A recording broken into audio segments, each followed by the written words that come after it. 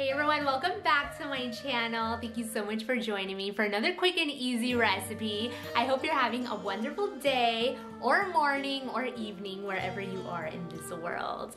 Now, I just came home from work today and I'm so tired after being in my feet all day. You know how much of a struggle it is to pull out a bunch of pots and pans to prepare dinner.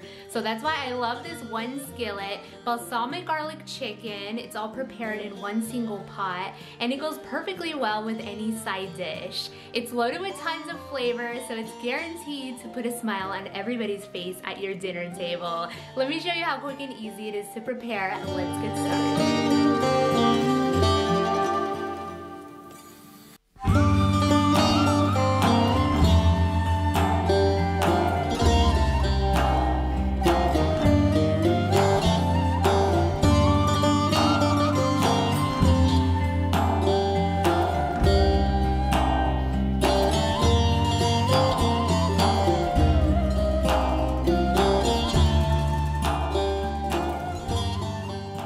This is all you will need to prepare this recipe. These are 2 chicken breasts that I have cut to make 4 thinly sliced fillets.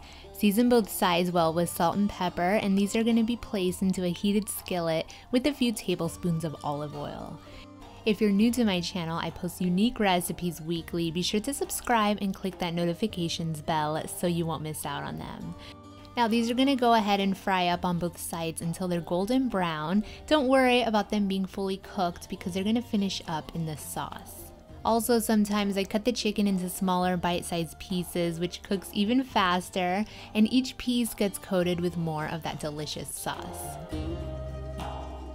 Once both sides are nicely golden brown, if you want to, remove a little bit of that oil the chicken was frying in, and you're going to place these fillets to the side of the pan.